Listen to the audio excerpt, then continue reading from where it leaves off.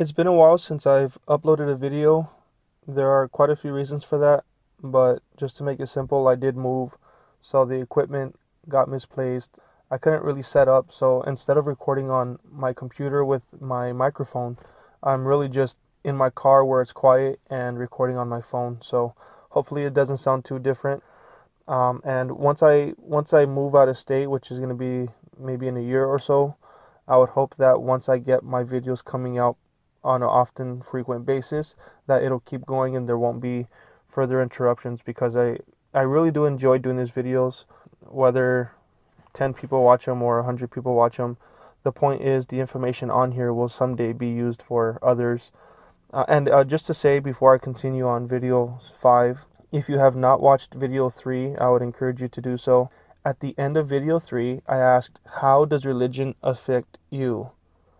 And I didn't ask, does religion affect you? Because I already know the answer is it does. I mean, especially if you're American, but around the world. And we're going to look at that today.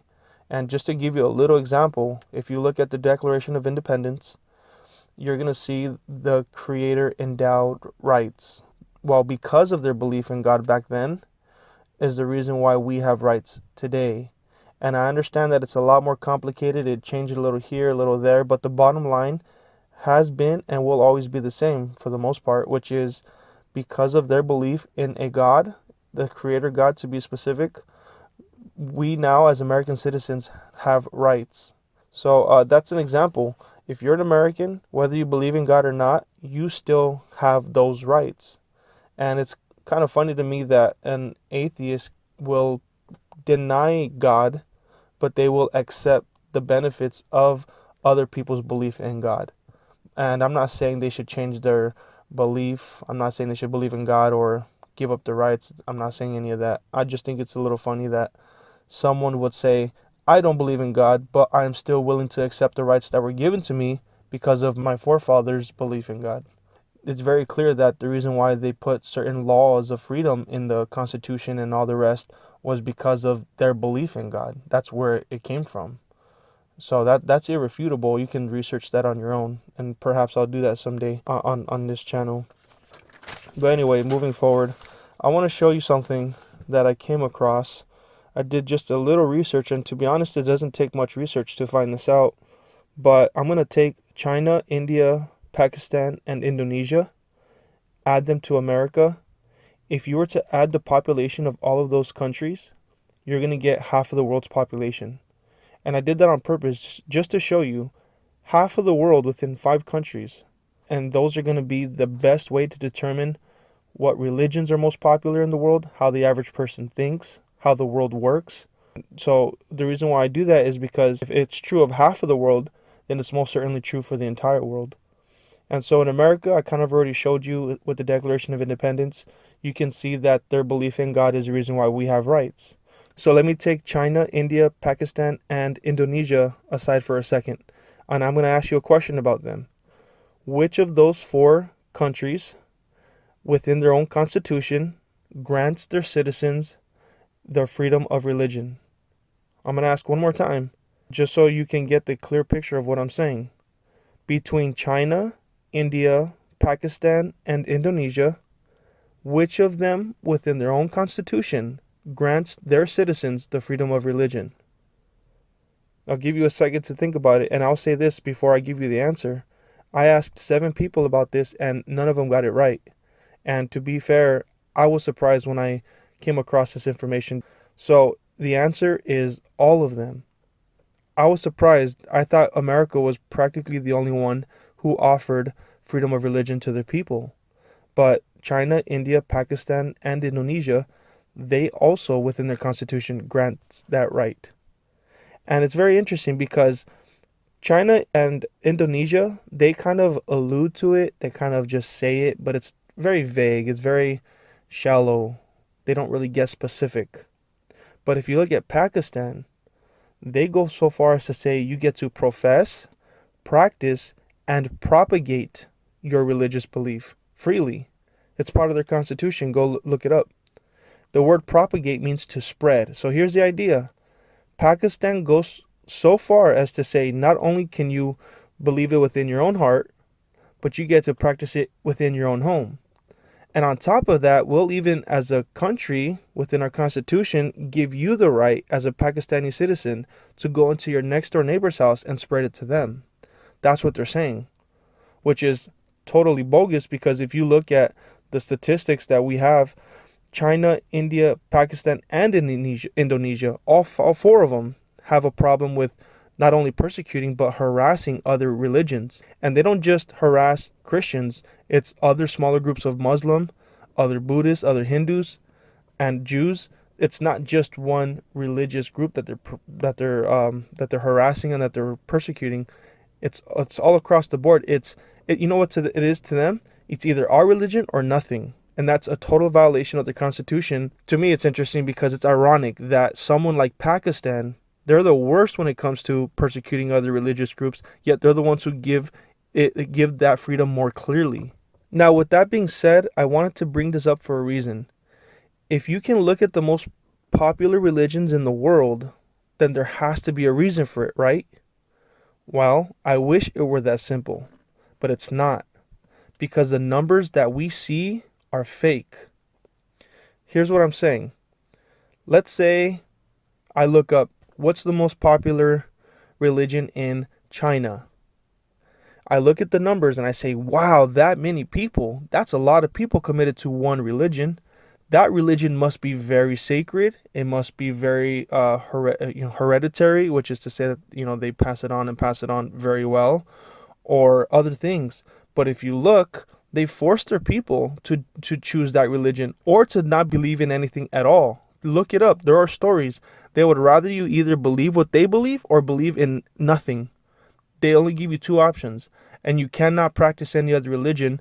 People die in China for their own religious beliefs. So let's go back to that number of how many people believe in their most popular religion. Is that a fake number? Yes. Why? Because the government's putting a gun to their citizens' heads, literally, and forcing them to believe in that. So that number is fixed. It's a fake number. If the same goes for Indonesia, Pakistan, and India. It's all the same way. They all have a problem with this, some to a lesser extent, but to the point I'm trying to make is people within power in the most popular countries in the world are influencing religious numbers, and we're having false numbers, which is a false idea as to what the average person in the world wants, what makes most sense. You see what I'm getting at? And I guess the only one that would be different here is America, right? No. If you look at their numbers, it's very easy to look this up, folks. Look up the most popular religion here in America. You know what you're going to find? Christianity. But is that true? Is Christianity the number one religion in America? What is a Christian? Ask yourself that. What is a Christian? Okay, and always keep that in mind. What is a Christian as I continue on for the next minute or so? If you look at who they consider Christians, and I'm doing little air quotes with my fingers right now, but if you look at who they consider Christians, it's Baptists, Catholics, Mormons, Jehovah's Witnesses. I can go on and on and on. So many different groups of so-called Christians lumped in here together, which is totally false. This is the most easiest point to make on my entire show, to be honest. You know why? Because if you look at who those different groups are within Christianity, you will see that some of them don't even believe in a heaven. Some of them don't believe that Jesus Christ was God in the flesh. Some of them believe that you have to live a certain way in order to get to the afterlife, which is in their case heaven. They all disagree is what I'm saying. How could they all be considered one religion? So that tells me two things. One, the people who took these numbers have no idea what a Christian is. Or two, they are intentionally considering all of these Christians to kind of blend the truth into them, to hide the truth. So, if you have a country that gives everyone the liberty to choose whatever religion they want, then it's going to be very easy to see which religion most people agree with, or which one offers most hope, which one makes most sense. Let's say this for instance. You go to the nearest Baskin Robbins, and they have 5 flavors out there that they're going to give out for free, and you can only get one ice cream scoop, and you have a line, and they all start at each of those selections, it's going to be obvious that whatever line is the longest is probably the best ice cream to have, which means which line do you think you're going to line up with? The one that's the longest, the line that's the longest. Now, I mean, I know some people are going to say, well, I'd go to the shortest just to get one real quick, but we're going to skip over that for just for instance. Again, this is just a hypothetical to prove my point, which is in America, since we all have the right to choose whatever religion we want, it's going to be easy to find out which religion does everyone want to go to, because there has to be a reason for it. It makes most sense. Like I was saying earlier, does it make sense? Does it offer the most hope? Do most people agree? Those are key factors into determining what the truth is in general, not just religion. And so, anyway, just to get back to my point, if someone in America is blending all of these so-called flavors and all these Christians together, then you're not going to know which flavor was the best, which belief was the best. It's a suppression of the truth. Someone in the world has the truth. I have to believe that. I have to believe that there's an afterlife. I've explained that before. If there is no afterlife, what kind of hope do we have here on this planet Earth right now? What is fair, not fair? You know what it is? You know what it all comes down to? Humanism. So anyway, that's a totally different thing. I will get to that someday, definitely. That's in fact the whole point about this whole thing. But just for now, in America, across the world, we cannot depend on the numbers that we have. Why is that important? What difference does it make? Well, a couple different things. One, as an individual, you're going to start to depend on others for information, which is really taking away your ability to think for yourself, which is the most dangerous thing that could ever happen in this world, to be honest. In your own individual life, if you lose the ability to think for yourself, then you have really handicapped yourself to a large extent. And it's going to be scary that most of the people are going to end up like that. And so what I want to do with this channel is basically prevent that, at least for myself and the people around me. So I just want to encourage anyone who's listening, do not believe whatever you hear. Don't just take these numbers and think to yourself, oh, well, look, isn't that cute? Christianity is number one in America. Don't believe all these different things, because then they're going to start telling you, for instance, they're going to tell you, this is how scary this sickness is. So for your safety, we're going to make you lock yourself up in your home, and you have to wear a mask every time you come out. And you have to listen to the numbers we say because we're the experts here, and you don't know how to research. And you know what's going to happen? We're going to have to comply. And there's not going to be a resistance. And they're going to start slowly taking away your rights. The less information you have, the less rights you have. That's important. So that's just as an individual. Now, in general, and this is where it gets really scary, in general, when a mass population is like that, you start losing your voice. You start losing your vote, especially here in America.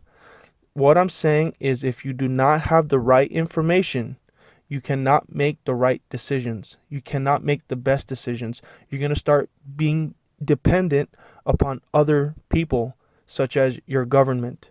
And that's exactly what they want, for more power. So I encourage you to look up information on your own so that you can be a more prepared individual. And then once you've done that for yourself, look to your neighbor and help them do the same.